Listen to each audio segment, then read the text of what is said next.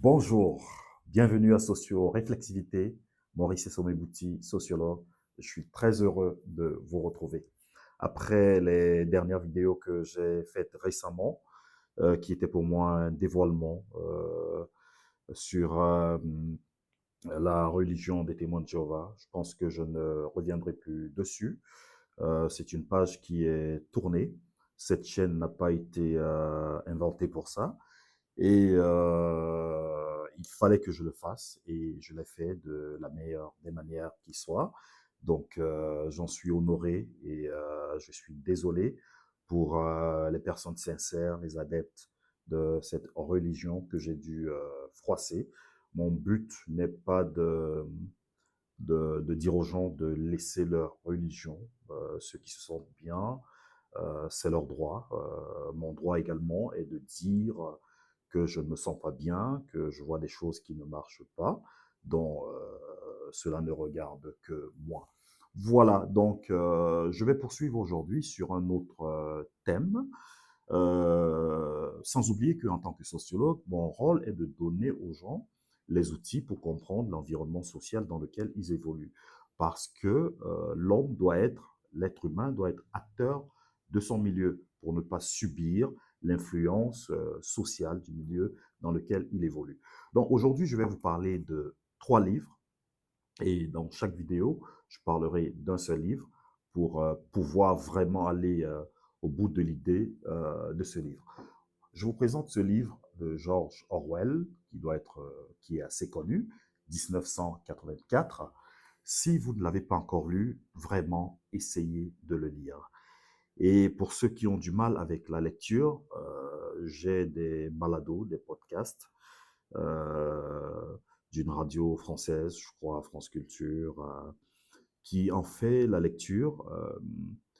Je mettrai des liens pour ceux qui n'aiment pas lire ou qui ont du mal à lire. Ce livre est très important parce qu'il montre, c'est un livre assez prophétique. George Orwell dépeint de façon prophétique une société, un monde terrifiant, totalitaire. Le totalitarisme, c'est une forme de pensée unique, une surveillance, un système qui amène les gens à vivre dans la crainte, à être soumis, à s'oublier et à vivre pour des idéaux qui sont prônés.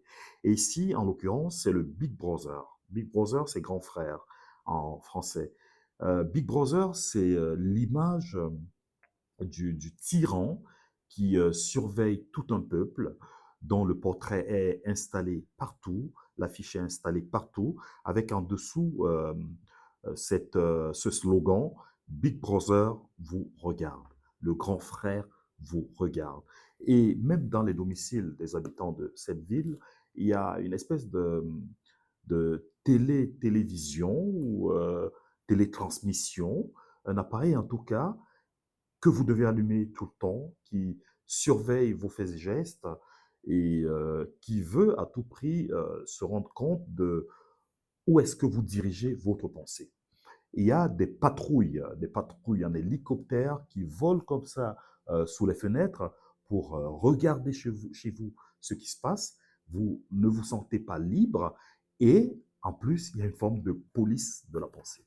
Police de la pensée qui veut à tout prix savoir par des moyens assez psychologiques, d'incitation à la haine, de regroupement où l'émotion est reine, pour vous amener à voir quel est votre niveau d'émotion, d'attachement, dévotion à Big Brother. Ce que je veux vous faire voir dans ce livre, c'est qu'il y a tout un cheminement pour avoir un système totalitaire, un système qui dirige les pensées, qui ne vous laisse pas la place, qui ne laisse pas la place à l'individu d'être lui-même, d'agir selon ses idées, c'est-à-dire selon ce qu'il est, ses passions. Il faut installer un système coercitif, un système de contrôle, un système qui vous amène à ne plus être un individu, mais à devenir la foule, à être le prolongement de ce que la majorité pense.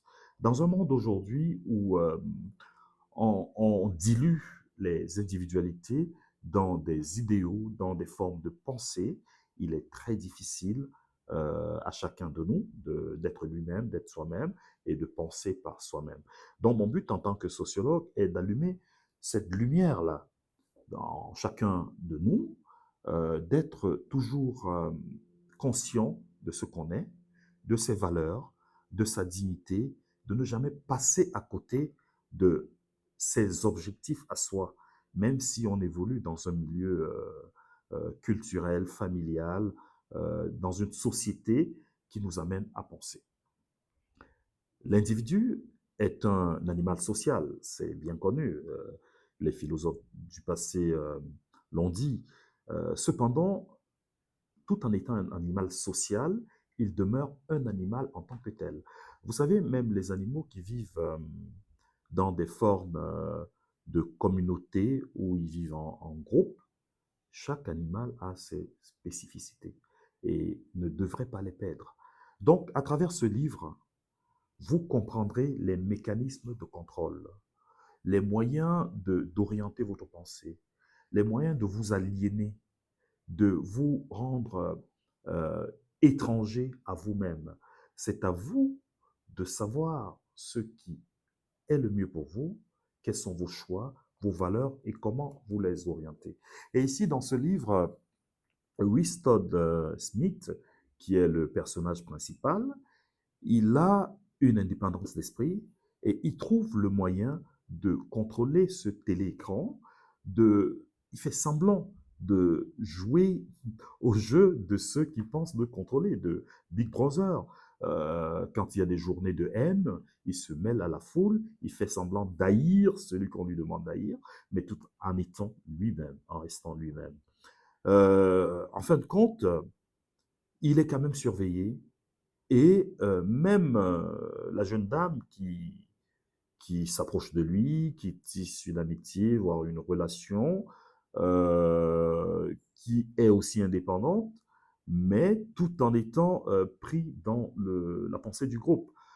Il se trouve que Winston Smith, à un moment donné, son jeu est découvert.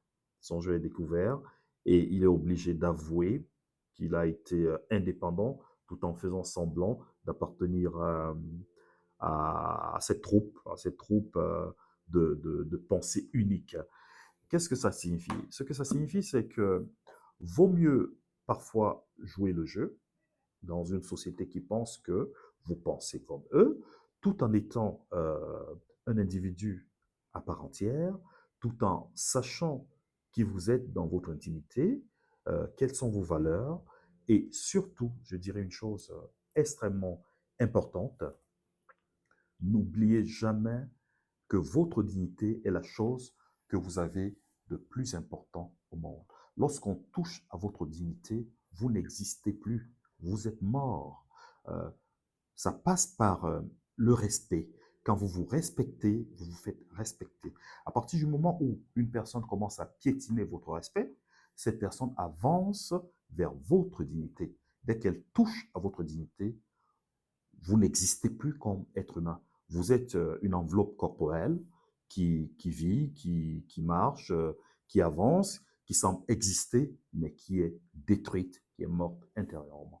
Donc, retenez cette idée forte, votre dignité en vaut plus que tout au monde. Préservez-la et surtout, commencez par préserver votre respect, que personne n'égratigne votre respect. Voilà l'idée que je voulais vous laisser de cette vidéo sur ce livre de George Orwell. Encore une fois, je vous encourage vraiment à le lire. S'il existe des livres qu'il faut lire au moins une fois dans sa vie, c'est celui-ci. Prenez le temps de le lire lentement, de le savourer, de comprendre les différents pièges de la pensée unique, de la police de la pensée qui peut exister dans tous les milieux. À partir du moment où deux personnes se mettent ensemble, il peut déjà exister une police de la pensée, un contrôle de la pensée, une forme de manipulation. Donc, c'est à vous de voir comment vous positionner dans différents milieux et restez toujours indépendant, libre de penser et libre d'être vous-même.